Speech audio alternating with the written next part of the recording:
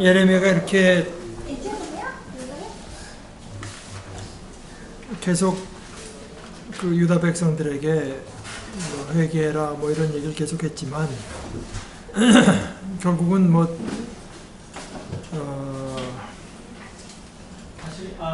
해결 안 했죠. 예레미야가 말한 것은 지금 그 바벨론이라는 나라가 처음에 그 이사야 때 아시리아도 마찬가지인데 하나님께서 지금 들어 쓰는 어떤 하나님의 도구이기 때문에 반항하지 마라라는 거였어요. 그러니까 사실 그 반항하지 말라는 말이 어떻게 생각하면 참 매국노가 될 수가 있고 또 처음에 597년에 1차로 와서 요인들을 잡아갔다고.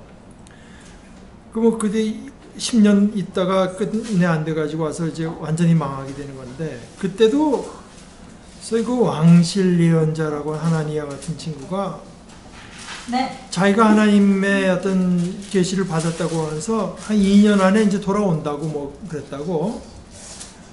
근데 예레미야 그거 아니다. 아멘 그렇게만 되면 얼마나 좋겠느냐. 자기도 뭐 그렇게 되길 바라지만은 포로 기간은 그보다 훨씬 70년을 이제 얘기를 하니까 어떻겠어요? 근데 그 당시 사람들은 이제 예레미야를 고소한 것 중에 하나가 이렇게 이제 말을 한다고요. 이 사람은 마땅히 사형에 처해야 됩니다. 그가 이런 말을 해서 아직도 이 도성에 남아있는 군인들의 사기와 온 백성의 사기를 떨어뜨리고 있습니다. 이 사람은 참으로 이 백성의 평안을 구하지 않고 오히려 재앙을 재촉하고 있습니다. 사실 우리 인간이라고 하는 게 예를 들어서 뭐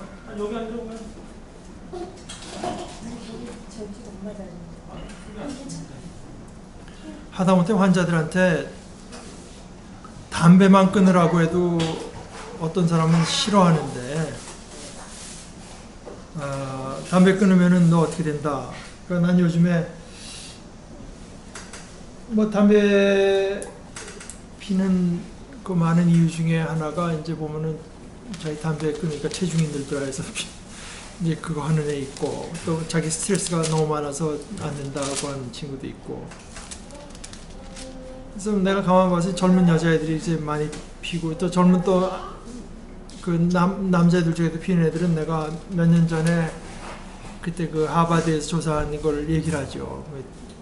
걔네들한테 젊은 애들한테는 뭐 담배 피우면 폐암 걸리고 하는 거 뭐 다 아는 소리 자기가 안 걸릴 거라고 생각을 하니까 이제 그런 얘기는 잘 안 먹히고 그 몇 년 전에 나쁜 게 뭐냐면은 담배를 계속 피면은 피부가 한 40% 늙는다고 돼 있거든. 그러니까 그래서 그냥 지나가는 얘기처럼도 뭐 들었겠지만 되게 한 25살이면 되게 피부가 한 35살 정도 피부로 보는 여자애들 표정이 확 달라져.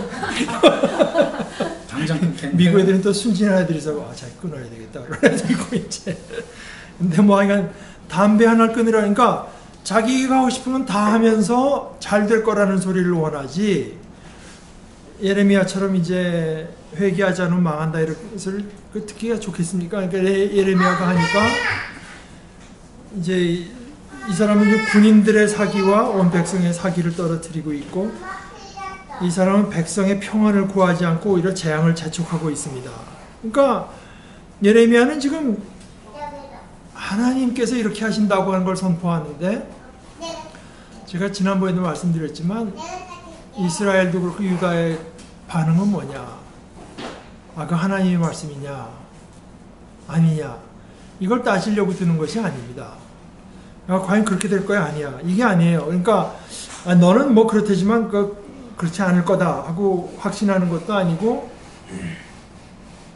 옛날에 이제 뭐 이건 좀 다른 얘기지만 내 영락교회 다닐 때 그때 박조준 목사님이 한번 설교를 하다가 그런 얘기를 하는데 제가 비행기를 타고 가다가 옆에 앉은 그 백인 청년한테 어떻게 전도를 하는데 뭐 얘기하면 도무지 안 먹히더래요. 그래서 자기는 그 지옥 같은 거 안 믿는다. 하도 얘기하다가 이해가 안 돼갖고 이제 자기가 얘기하다가 그럼 내 지옥 가라 그랬대. 그랬더니 그냥 화를 냈는데 어떻게 그렇게 말하면서 그렇지. 너 지호 없다면서 그랬더니 그래도 어떻게 목사가 그런 얘기를 하냐. 너 없대는데 어디가 무슨 상관이야. 너 없는데 뭐 그러냐. 그러면서 이제 그러니까 그런 식이거든. 그러니까 뭐 그렇다는 것도 아니고 아니라는 것도 아니고 그러니까 유대 사람들이 그때 반응이라고 하는 게 하나의 말씀이니까 그럼 어떻게 좀 다른 식으로 안 되겠냐 뭐 이런 식으로 나오는 것도 아니고 그냥 듣기 싫다는 거거든요. 듣기 싫다. 온 군인들의 사기와 온 백성의 사기를 떨어뜨리고 있습니다. 이게 지금 현실에 와서는 사실 어떻게 말하면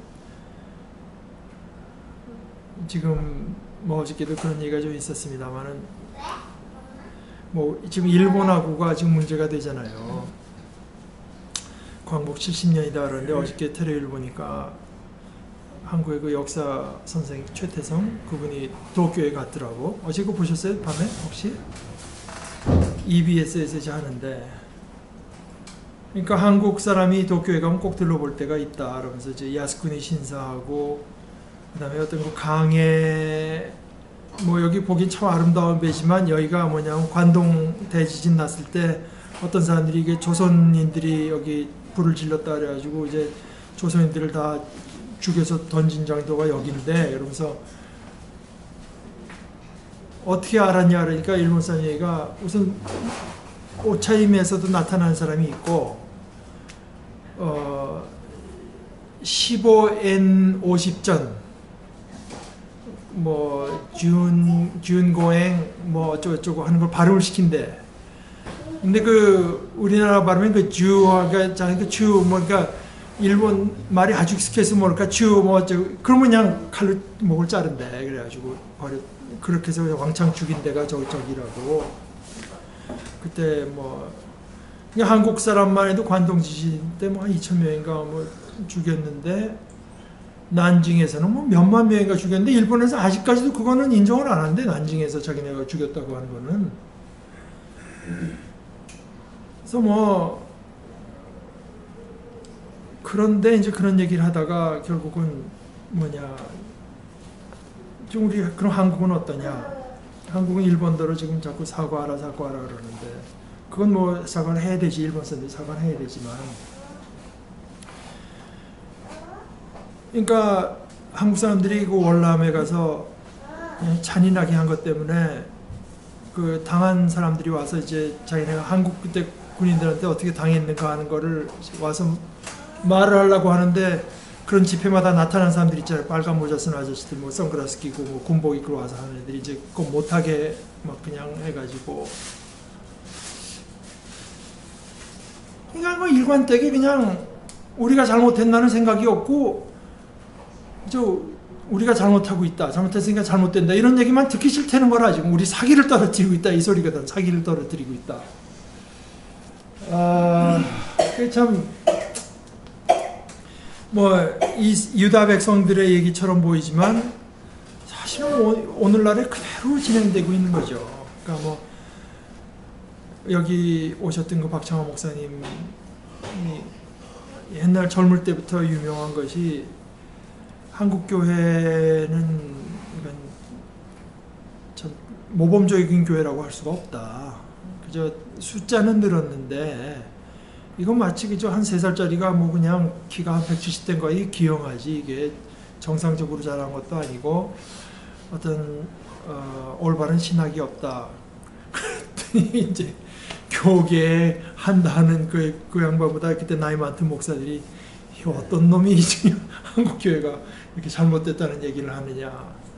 뭐 지금 똑같은 현상이라고 똑같은 현상. 그러니까 예레미야가 당했던 이 사람은 마땅히 사형에 처해야 합니다. 그가 이런 말을 해서 아직도 이 도성에 남아있는 군인들의 사기와 온 백성의 사기를 떨어뜨리고 있습니다. 이 사람은 참으로 이 백성의 평안을 구하지 않고 오히려 재앙을 재촉하고 있습니다.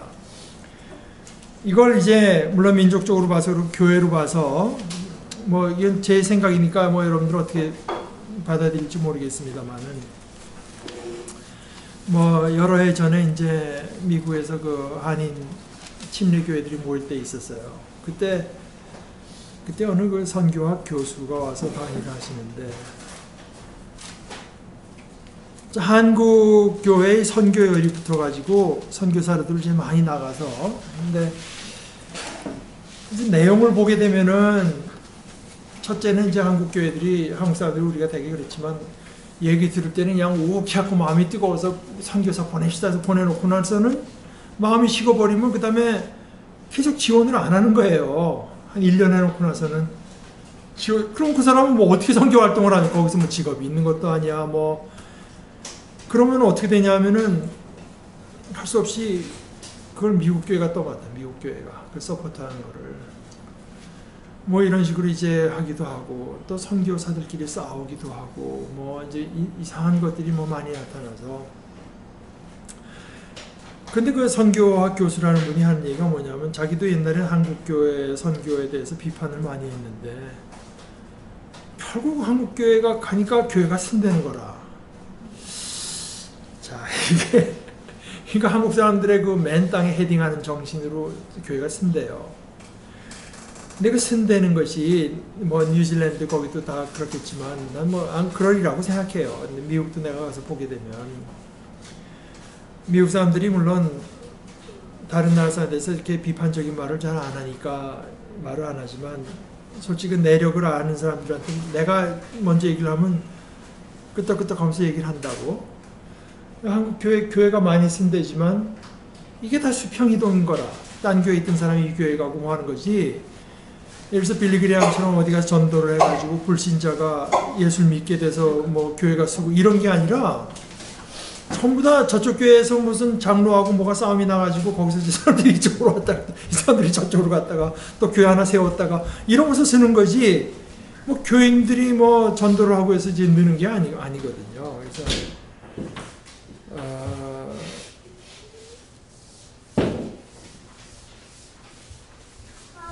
이게 사실은 예레미야 같은 경우가 하나님의 백성이 하나님의 백성답지 못할 때 하나님께서는 그저 무조건 하나님의 백성이니까 그냥 늘리고 뭐 평안만 주는 게 아니고 저 강대국을 갖다가 지금 너희 우리를 치는 거다.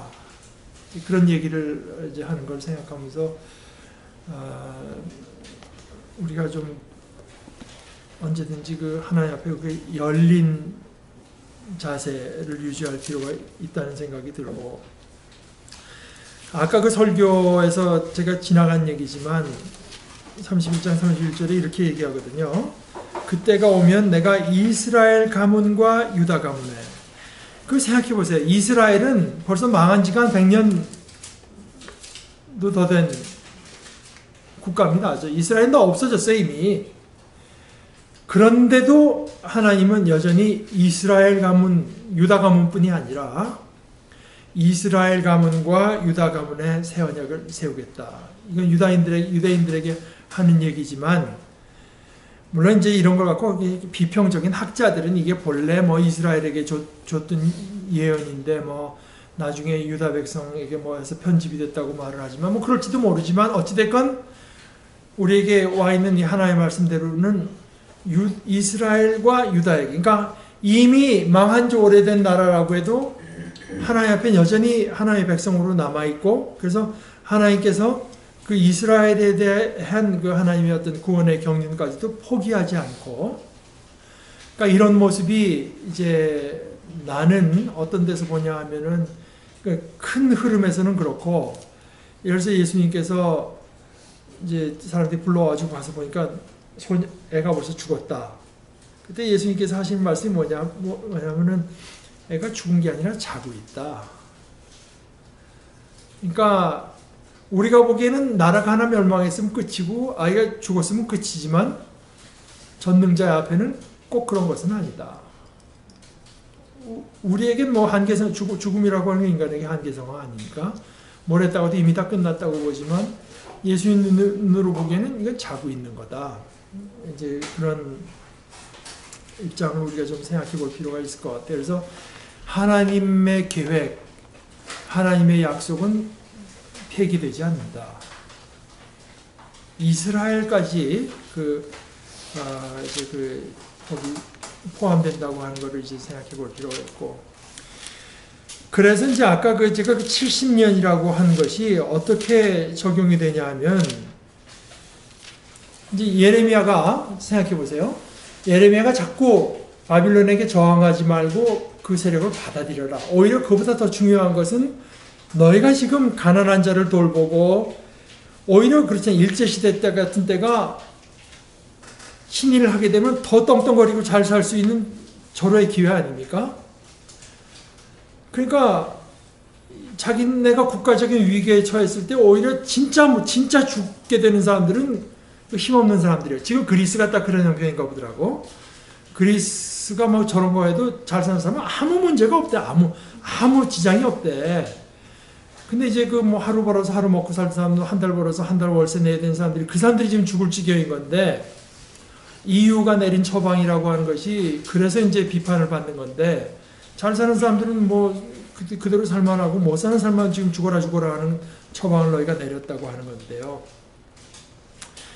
그러니까 선지서에는 그런 것까지는 나타나 있지 않지만, 보나마나 그렇게 나라가 특별히 위험한 지경에 처했을 때 더 죽어라 하는 건 이제 그러니까 오히려 그런 불안정할 때 있는 걸 동원해서 이제 없는 사람 걸 뜯어내기 좋으니까 그런 것이 더 문제가 되는 상황이니까 그걸 바로 잡아야 된다. 하나님을 이제, 그러니까 너의 궁극적인 행복, 너의 궁극적인 안전이 하나님께서 오는 것이지, 네가 얼마나 소유를 갖고 있나. 네가 뭐 한국에 뭐 국회의원도 아는 사람이 있고, 뭐 어디 뭐 언론에도 아는 사람이 있고, 법조에도 아는 사람이 있고, 그래서 네 안전이 확보되는 것이 아니라 하나님께 있다고 하는 것을 이제 인정하고, 이제 힘없는 사람으로부터 이제 쥐어짜는 것을 중단해라.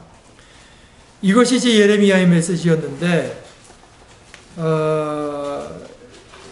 결국은 그 사람들이 안 듣다가 나중에 이제 바빌론이 와서 끌고 갈 때, 바빌론으로 볼 때는 예레미야는 친바빌론인 세력인 거예요. 친바빌론 세력, 친미 세력인 것처럼 친일파이고 친바빌론파. 그래서 옵션을 줘요. 너는 바빌론으로 우리랑 가든가. 그 가면 이제 대접을 잘 받겠죠. 아니면 너 남아 있고 싶으면 남아 있어야 된다. 그럴 때 이제 예레미야가 뭐 친바빌론이 아니지 않습니까? 정말 자기 민족을 그렇게 사랑하지만 하나님의 진리의 편에 서서, 자기 민족보다도 진리의 면에 서서 이제 자기 민족에게 아픈 쓴 이야기를 한 것뿐인데, 그래서 예레미야는 자기는 남아 있겠다고 해요. 남아 있겠다고 해서 남습니다. 그런데 그때 끌려갈 때 예레미야는 남는데, 다음 주에 또 딴소리 하는 건 아니겠지. 그 끌려간 사람 중에 하나가 에스겔 선지자라고.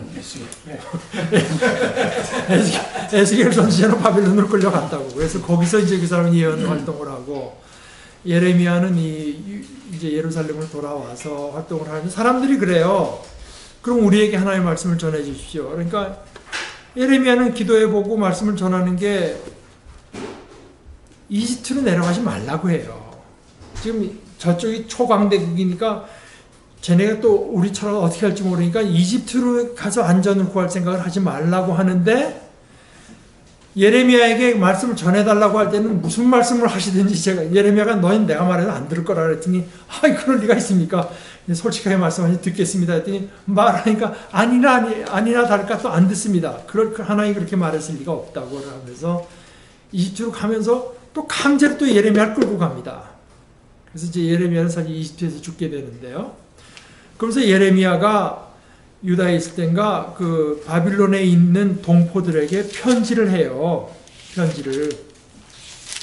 그때 편지를 한 내용이 뭐냐면은, 거기 있는 기간이 상당히 길 테니까 거기에 자리를 잡으십시오. 그러니까 거기서 번영해야 됩니다. 그런 얘기를 해요, 예레미야가.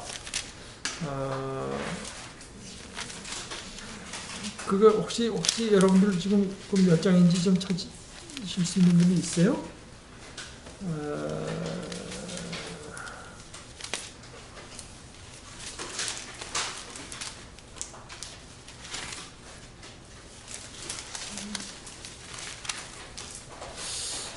제가 지금 여기 29장입니다. 29장 1절 보세요. 이것은 예언자 예레미야가 예루살렘에서 보낸 편지로서 포로로 잡혀간 장로들 가운데서 살아남은 사람들을 비롯하여 느부갓네살이 예루살렘에서 바빌로니아로 잡아간 제사장들과 예언자들과 온 백성에게, 이것은 이제 그러니까 597년에 일부 잡아간 사람들에게 보낸 거, 580년 아직 완전히 망하기는 전인데, 그때 내용이 이렇습니다. 29장 4절에서부터 보면, 나 만군의 주 이스라엘의 하나님이 말한다. 내가 예루살렘에서 바빌로니아로 잡혀가게 한, 그러니까 이게 내가 그렇게 했다는 거예요. 하나님의 얘기는 내가 그렇게 한 모든 포로에게 말한다. 너희는 그곳에 집을 짓고 정착해라. 과수원도 만들고 그 열매도 따먹어라. 너희는 장가를 들어서 아들, 딸을 낳고 너희 아들들도 장가를 보내고 너희 딸들도 시집을 보내어 그들도 아들, 딸을 낳도록 하여라. 너희가 그곳에서 번성하여 줄어들지 않게 하여라. 그러니까 하나님은 너희가 그냥 애국심을 갖고 유다를 해서 싸우다가 멸절되는 걸 원하는 게 아니라 거기에 끌려가서 거기서 번성하기를 원한다. 또 너희는 내가 사로잡혀 가게 한 그 성읍이 평안을 누리도록 노력하고 그 성읍이 번영하도록 나 주에게 기도하여라. 그 성읍이 평안해야 너희도 평안할 것이기 때문이다. 벌써 여기까지 오면 크리스찬의 어떤 그 민족 의식이라고 하는 것이 그렇게 간단치 않다는 생각을 우리가 이제 할 수밖에 없죠. 그러니까 그런데 사실 끌려갔는데, 그래서 예를 들어서 우리가 뭐 징용을 당해서 일본으로 갔는데 일본이 잘 되도록 기도하고 일본의 번영을 위해서 뭐 이렇게 하면은 그 뭐 딱 반민족주의자 아니겠습니까? 근데 이제 하나님의 얘기가 하나님의 얘기가 결국 하나님이 그 바빌론도 심판할 때가 있다. 그때를 기다려라 하는 거예요. 그 안에 너희가 번성해야 된다. 그러니까 그들에게 아부하라고 하는 것이 아니라, 그러니까 여기가 이제 자기가 참 중요한 데입니다. 그러니까 자꾸 뭐 아주 성경을 피상적으로 보고 오해하는 사람들이 뭐죠? 노예들도 주인에게 이렇게 순종해라. 뭐 이런 얘기를 이제 바울이 하게 하면은, 바울은 이제 노예 제도에 대해서 뭐 저항하지 않고 이렇게 순응하게 만들었다. 이런 얘기를 하는데, 그렇게 단순한 얘기가 아닙니다. 그렇게 단순한 얘기가 아니에요. 뭐 스파르타처럼 이제 노예가 들고 이런, 그 이제 마르크스의 입장에서 보면 그러겠죠. 그 참 영웅적이고 좋다고 보겠지만, 너를 노예로 부리는 사람의 어떤 그 집이 잘 되도록 노력하고 기도해라. 이렇게 할 때 잘 되도록 기도하지만 말입니다. 바울 사도가 결코 거기서 노예가 주인에게 아부하기를 원하는 게 아니에요. 사실 노예가 당당한 그리스도 안에서 자유자로서 내가 노예의 신분으로 당신을 위해서 이렇게 뭐 하고 뭐 이제 어떤 당당함으로 예의를 지키고 하면은 주인이 변한다면 그런 사람들 통해서 변하는 거지. 그냥 무조건 그저 이건 잘못해서 들고 일어나는 것만이 능사가 아닙니다. 그러니까 바빌론이 잘 되도록 이제 거기서 노력하고 하는 것도 충심으로 정말 그러니까 충심으로 바빌론이라는 나라를 위해서, 그러나 그 바빌론을 하나님 위에다 놓는 것이 아니고 바빌론은 유다 위에다 놓는 것도 아닙니다. 그러나 이제 정말 진심으로 바빌론을 위해서 기도하고, 지금 한국의 어떤 친일파 이런 것이 뭐 암살, 난 영화는 안 봤지만 이런 게 문제가 되는 거는 정말 그 사람들이 일본을 좋아하고 일본이 참 잘 되길 바라고 해서 그 친일파가 아니라 일본이랑 빌붙어서 그냥 한국 조선의 그 학생들이나 이런 사람들을 전쟁에 나가도록 끌어내면서 자신의 영달을 꾀했으니까 이게 문제가 되는 거지. 일본에 뭐 선진적인 것이 있고 일본이란 나라가 잘 되기 위해서 노력했다고 하면은 그 잘되거나 잘못된 거 하나도 없다고 봐요.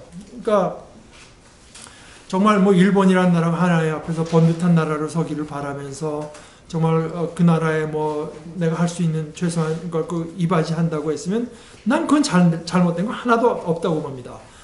다만 우리가 가려서 구분해야 될 것들은 이제 그런 것, 자신의 어떤 영달을 위해서 그냥 그 학도병들을 끌어내고 뭐 이런 식으로 해서 수많은 사람들을 괴롭힌 사람들이 문제가 되는 거지.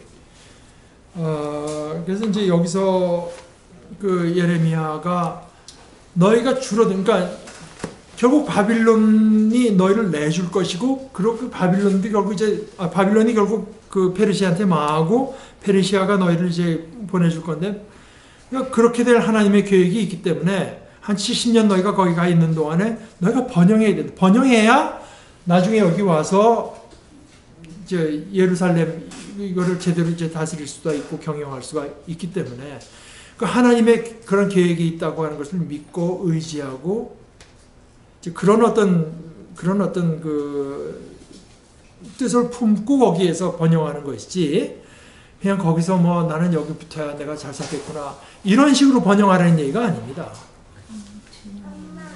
이제 예언을 한 사람들이 또 다른 예언자가 있었잖아요. 그래서 제가 결론적으로 지금 성경을 보면 예레미야의 예언이 맞았기 때문에 따라가야 된다고 이제 생각을 하는데, 그 당시 예언자를 이렇게 그 사람들의 예언을 봤을 때 그게 또 합당해 보이기도 하고, 근데 이제 하나님은 그 사람들 보내지 않았다고 얘기를 하셨기 때문에 거짓 예언자라고는 하지만 우리 성도로서는 참 어려운 거짓 데죠. 예언자의 말이 더 옳아 보이기도 하고 어렵기도 하고 무섭기도 하고, 왜냐하면은 그 거짓 예언자들의 말이 사실 뭐 그러니까 하나님은 이제 그런 얘기를 해요. 예언자를 포함해서 그 지도자들 때문에 당하고 있는 저 양떼들이 불쌍해 죽겠다는 거라. 지금 하나님은 이제 그들에게 더 무거운 죄를 이제 묻는다고 하는 건데, 그래서 그 예언자들만 하나님께서 벌 주는 게 아니라 그 예언자들의 말을 들은 사람까지 벌 준다고 이제 하고 있기 때문에 사실 무서운 얘기가 되는데, 이게 사실 오늘에 와서는, 그러니까 우리가 신학교 다닐 때 이제 그 기독교 윤리학이라고 하는데, 그러니까 그 목사의 윤리를 목회자의 윤리를 말을 하면서 목회자의 윤리의 첫째가 뭐냐? 하나의 말씀을 전한다. 이거 뭐 당연한 얘기 같지만 성경이 전하는 대로 전한다. 지금 와서는 뭐 우리는 나 같은 경우에 뭐 하나님께 앞에 나가서 신비한 뭐를 듣는 게 아니고, 그렇게 할 때 이제 제가 그래서 자꾸 이제 얘기하는 것 중에, 오늘에 와서는 우리가 그 바울 사도에게서 나타나고 루터가 아주 참 잘 표현한, 내가 늘상 말하는 십자가의 신학이라고 할까? 이제 이런 어떤 신학적인 훈련도 굉장히 중요해져요. 그러니까 하나님께서 예수 그리스도를 통해서 십자가에 달려 돌아가시게 했을 때 그것은 뭐냐면은 하나님의 임재, 하나님의 역사는 인간의 눈에는, 제가 미안한데 그 미국 교수가 가르친 내용이 hidden, 숨겨져 있다. 정말 도무지 하나님께서 하시는 일 같지가 않다고 하는 데서 이제 하나님의 가장 큰 영광을 드러내셨다고 하는 걸 믿는 게 십자가의 신학인데, 대부분 사람들, 그러니까 이제 이게 사실 거짓 예언자가 거기 포함되게 되는데요.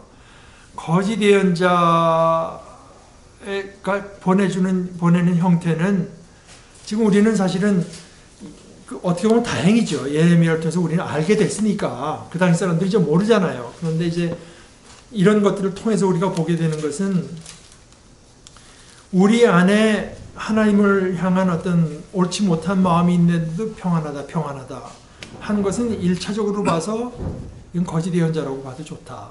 게다가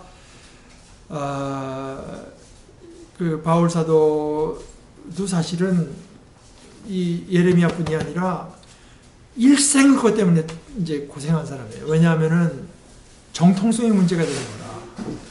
다른 이제 베드로나 다른 사도들은 예수님을 12사도였으니까 사람들이 시비를 걸지 않는데, 바울이라는 사람은 와서 갑자기 나타나고 자기가 뭐 다메섹에서 예수를 만났다 그러고 뭐 하는데 정통성이 없는 거예요. 그러니까 막 사람들이 나타나서 이제 뭐 다른 식의 복음을 전하니까 사람들은 또 헷갈릴 거 아니겠어요. 바울 사도가 말한 거 저 사람이 말한 건 다른데 뭐 이제 그 바울 사도는 이제 계속 거기에 대해서 평생을 시달리면서 이제 거기 그러나 그렇게 싸웠기 때문에 또 이제 뭐 고린도서라든가 이런 게 우리한테 전해진 건데 거기서도 요점은 뭐냐 하면은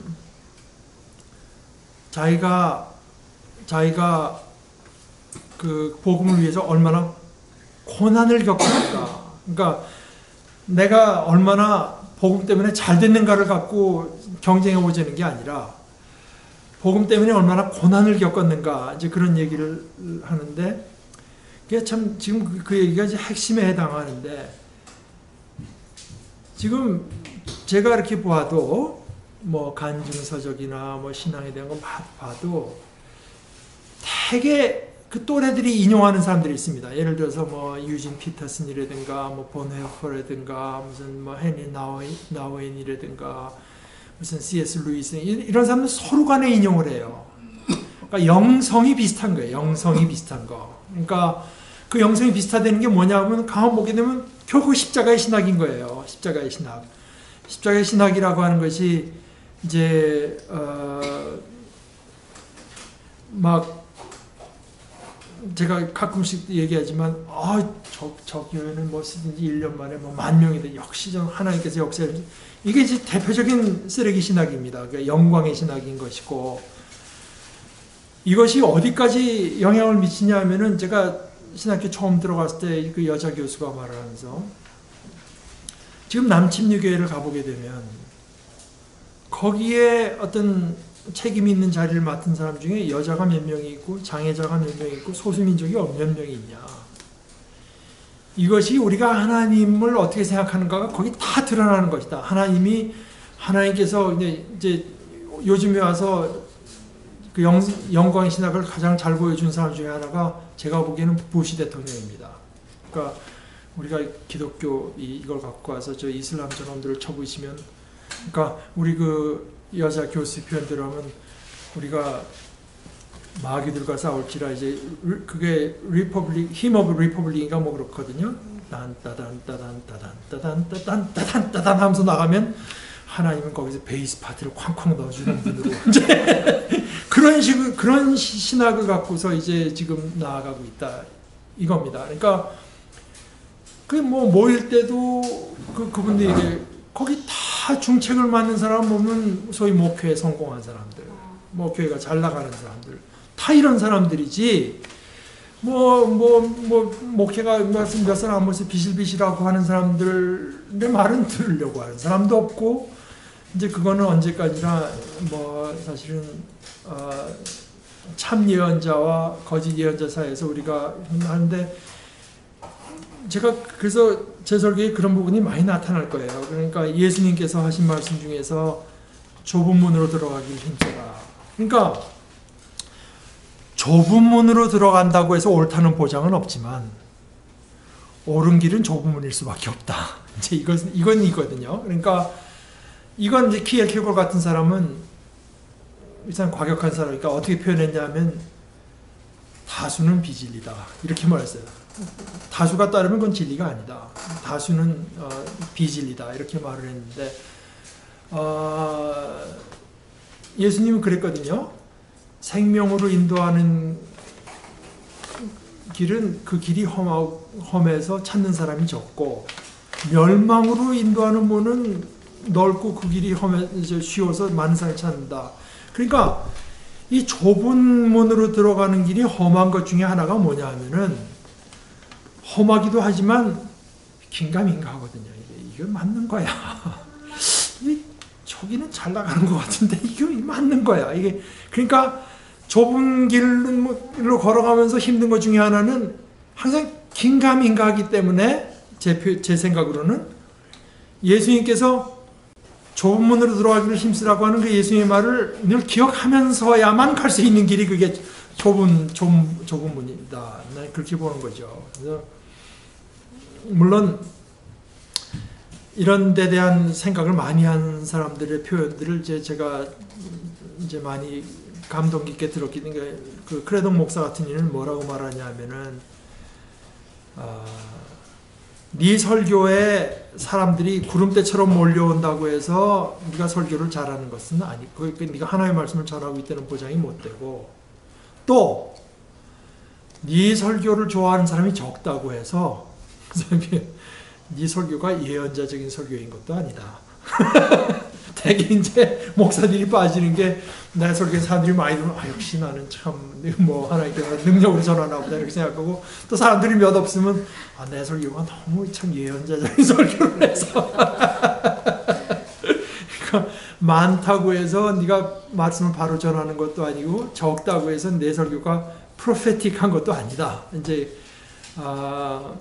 사실은 그분이 늘 얘기하는 것이, 뭐 뉴욕의 그 제일 큰 옛날 권투죠, 메디슨 스퀘어 가든 같은 데서 수만 명이 널 위해서 그냥 설교에 기립박수를 치는 설교를 했건,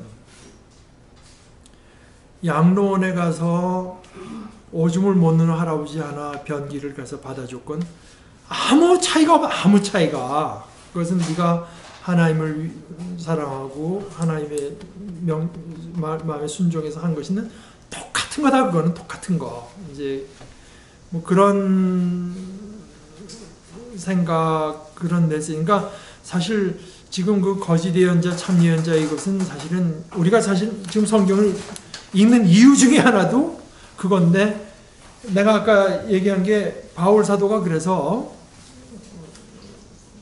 지금 이제 한국식으로 말하면 요즘 텔레비에서 하니까 그 진품 명품 하는 거 있잖아요. 이게 갖고 있는 게 진품이냐? 그러니까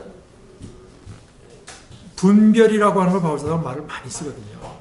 그러니까 분별할 수 있게 되기를 원한다.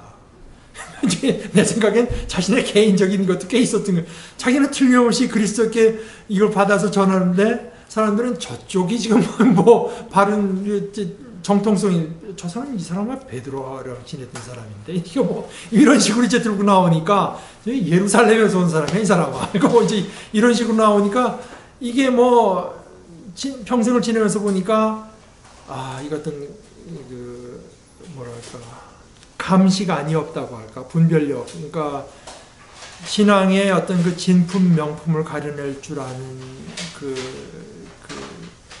안목이 생기기를 저희가 이제 바람되는 건데, 그러니까 지금은 뭐 사실 내가 뭐 환상 중에 봤다, 누구 환상 중에 봤다고 해도 우리 개신교 측에서는 이거 성경이랑 만나 본다고 하지만, 사실 그것도 사실 간단한 얘기가 아니고, 오히려 이제 뭐 가톨릭 같은 경우에는 교회 단체가 뭐 교황이라든가 또는 그 주교 회의 같은 게 있으니까 훨씬 좀 따라하기가 쉬운데, 우리 개신교는 이거 자기는 마음대로라.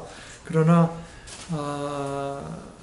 어떤 그 건전한 성경을 보는 시각에서 이것이 정말, 그러니까 저는 그게 우리가 신학한 신학이 뭐냐?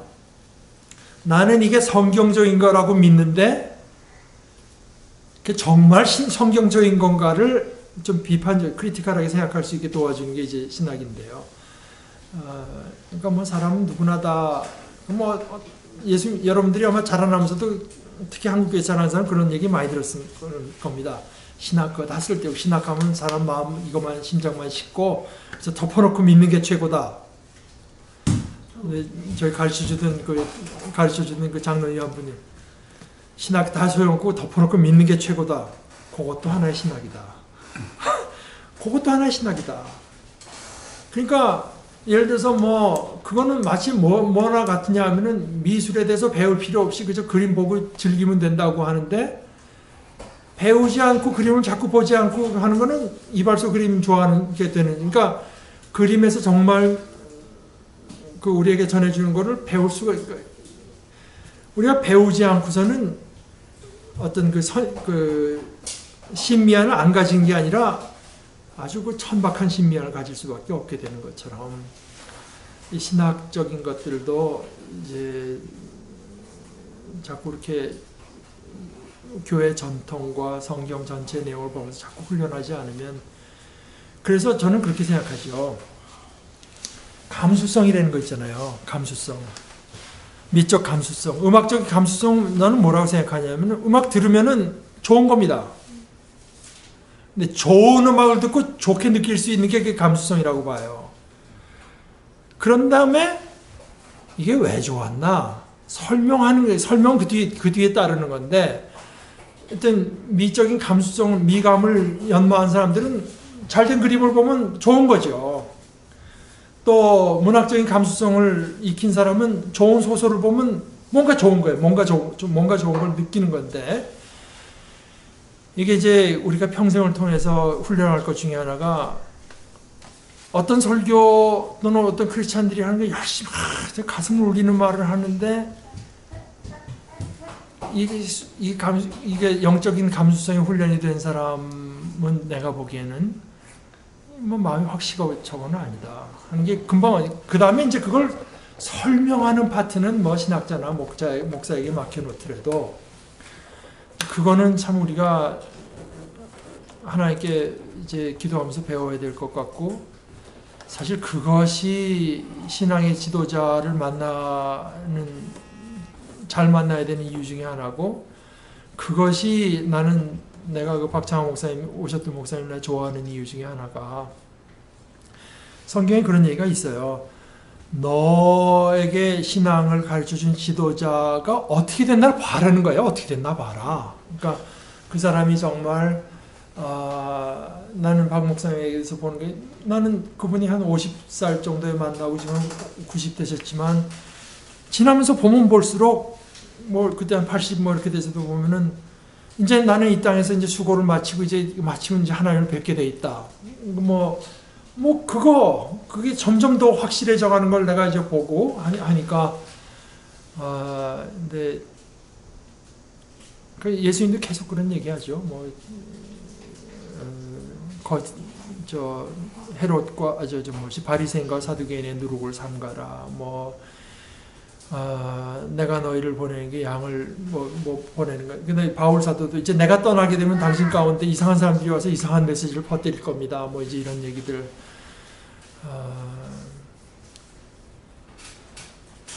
근데 사실 거기에 대해서 이렇게 그냥 어떻게 하면 됩니다 하는 뚜렷한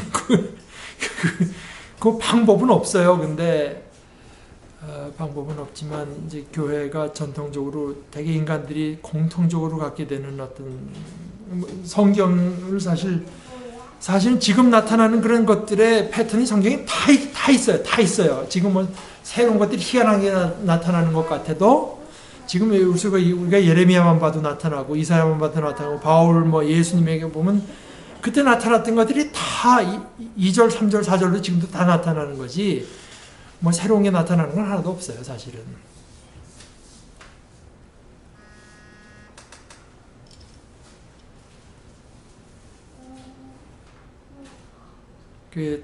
아까도 교회 오면서 집사람이랑 그런 얘기를 했습니다만 어저께도 누굴 만나면서 얘기하다가 자꾸 제 속에 드는 생각은 최소한 하나님께서 내게 보내주는 사람이 몇 명이건 나한테 배운 사람이 나중에 저런 소리를 안 하게 내가 가르쳐야 되겠다.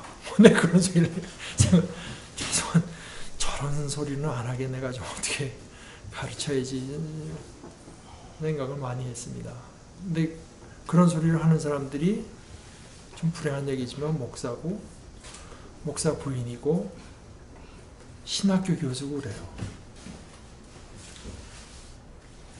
현대에도 예언의 의사라고 이제 가리시는 분들이 제가 이제 좀 이렇게 예배를 그렇게 이제 드려본 적이 있었는데 근데 너무나 성실하게 하나님의 그걸 보시고 얘기를 하시는 거예요. 그러니까 정말 그 거짓말로 했다고는 할 수 없는 그런 그분의 성품이라는 게 이렇게 봤을 때 정말 예언이라는 거를 자기 사역을 위해서 하는 것도 아니고 이제 하시는 분이 있었는데 이제 그게 성경적인 예언하고는 또 다를 수 있죠. 이제 그냥 미리 좀 아는 그런 영적으로 그런 거를 해주시는 분들이 제가 봤을 때 본인들은 너무나 거짓 선지자가 아닌 거예요. 예. 왜냐하면 너무 하나님께 받은 걸 그냥 얘기를 해주신다고 하시니까. 근데 희한한 거는 나중에 이제 결과적으로 봤을 때는 그게 맞는 부분도 있지만 틀린 부분도 있기 때문에 이게 뭘까 뭐 이런 생각이 좀 들기도 하고.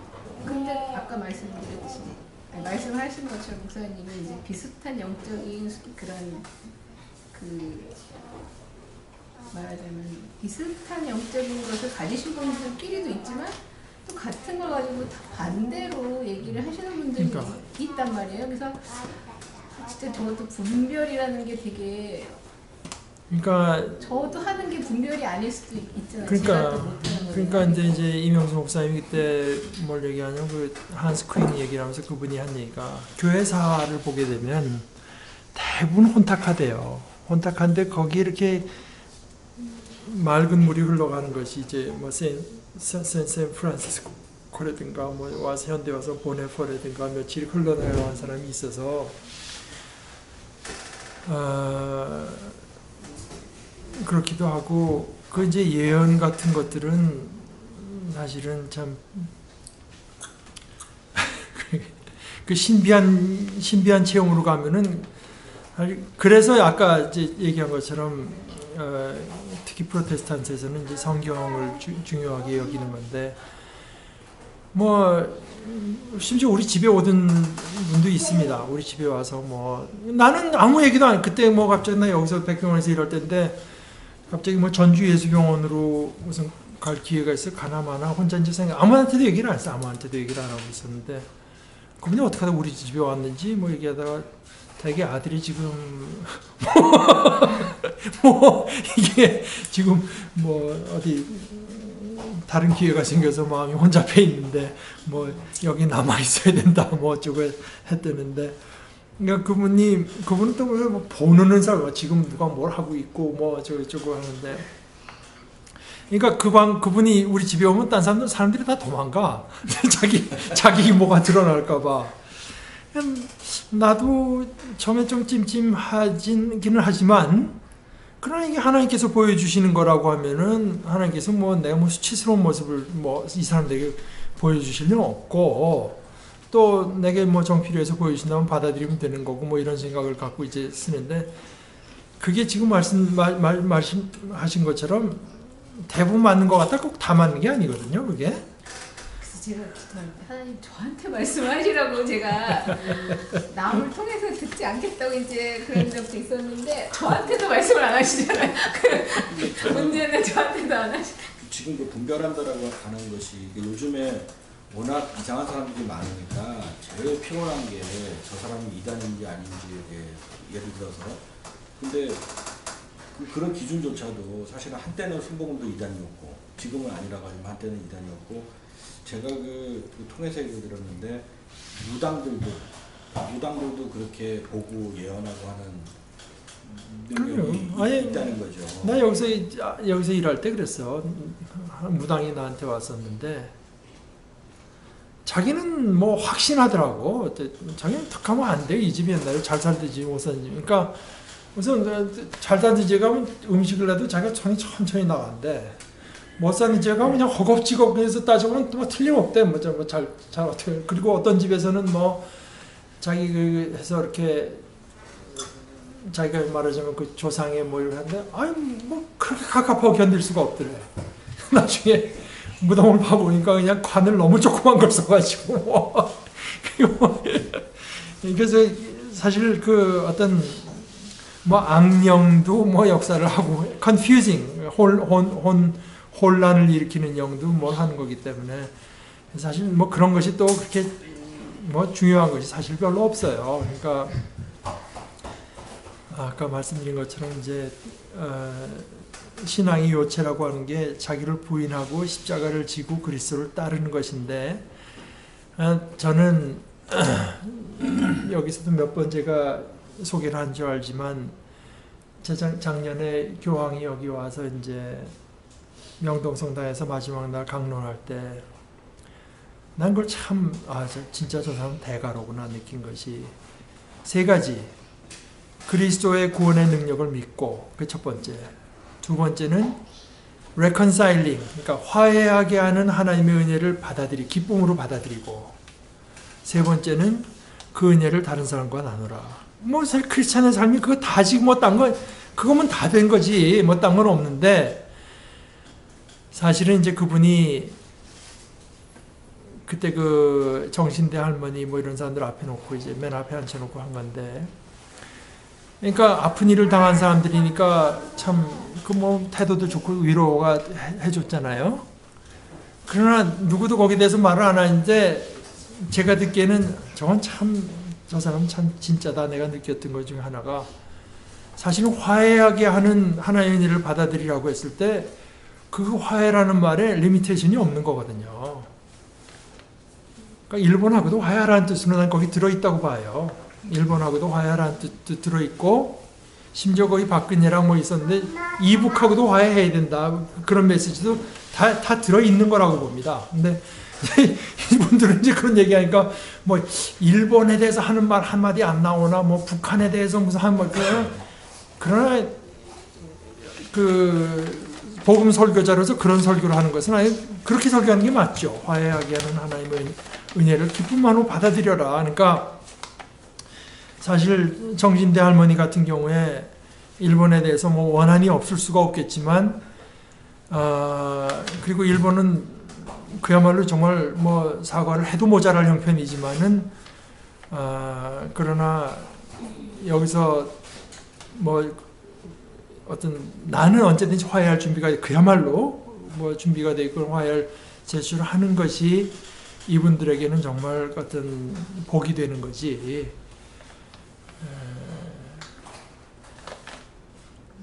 지금 뭐 그러니까 개인적인 차원에서는 그렇고, 지금 뭐 너무 지도자, 어저께도 난 그거 보다 보니까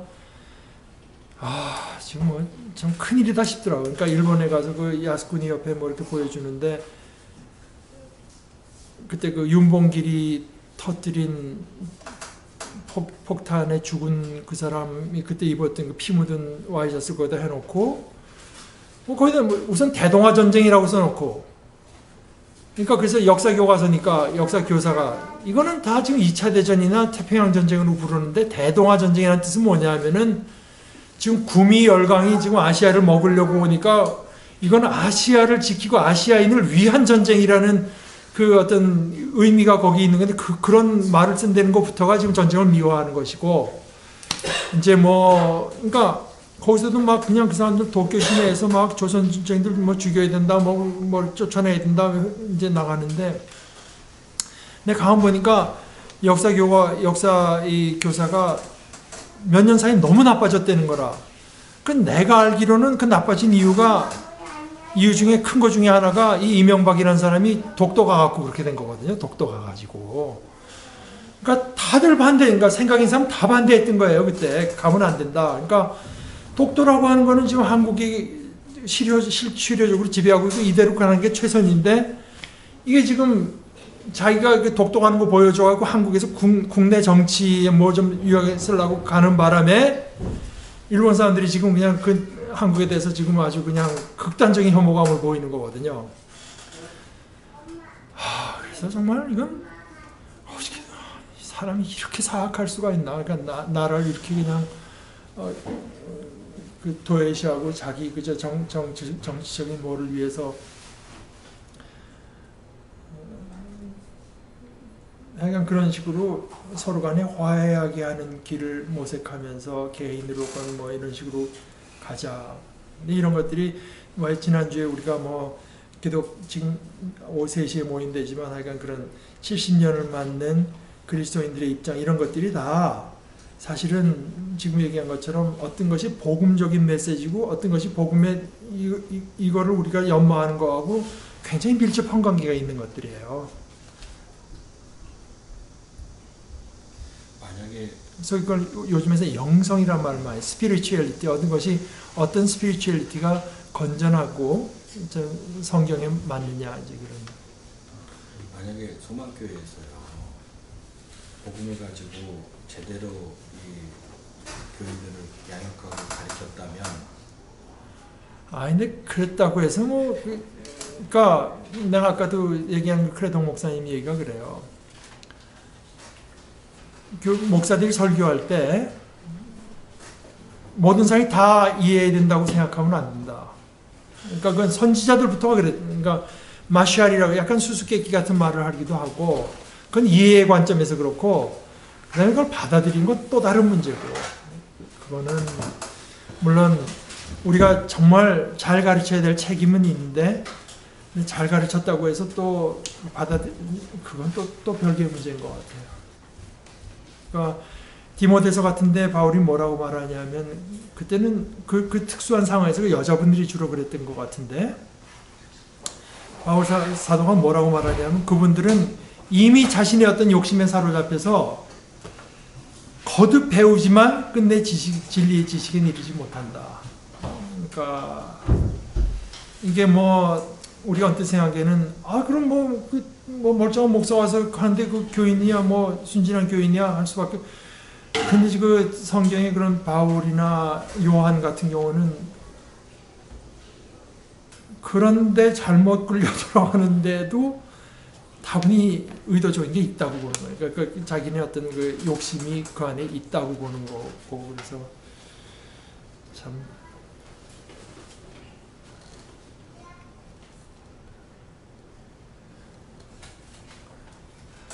그래서 이제 성경도 중요하고, 아까 제가 말씀드린 것처럼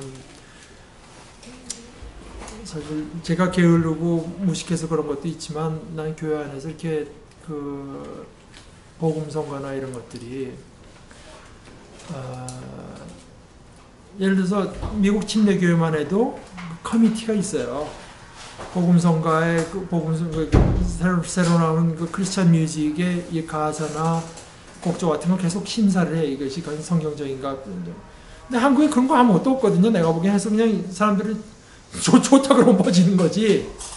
그런데 좋다 그러면 퍼지는데 많은 것들이 내가 보기엔 어떤 너무 약간 쉘로우하고 너무 얄팍하고 너무 비상적이고, 이 최소한 이사야, 예레미야 이런 선지자들에게서 나타난 영성을 갖춘 채로 복음을 이해를 했으면 저런 식의 곡, 심지어 멜로디도 저런 식의 멜로디는 좀 나오기 힘들 것이다. 이제 그렇게 가사는 말할 것도 없고.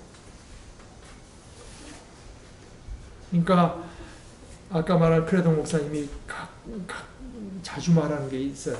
그러니까 간증이나 경건서적, 그분이 한 얘기가, 그분이 말하는 그 중에 많은 것들이 영어로 It weakens you. 네 신앙을 오히려 약화를 시키는, 뭐랄까, 감상적으로 만들고 약하게 만들지, 그 안에 칼로리가 없다. 그분 간단히 말해서. 근데 뭐 그거는 1차적으로는 뭐 저 같은 목회자들의 책임이죠, 사실. 그 뭐 평신도들한테까지 그런 것까지 다 기대하기는 어렵고, 근데 그러니까 목사들을 잘 길러내야 되는 거지. 정말 잘 길러낼 책임이 있죠. 네. 그런데 현실은 이게 전에 어떤 목사님이 그래요. 자기 동기들끼리 모임이 있어서 이렇게 보는데, 뭐 자기 동기들 얘기가 나올 거 아닙니까? 그랬더니 요즘에 이제 우리 동기들 중에 잘 나가는 목사, 여기서 뭐 교회가 커지고 이렇게 했더니 야, 얘들 신학교 다닐 때 다 컨닝가 되더라.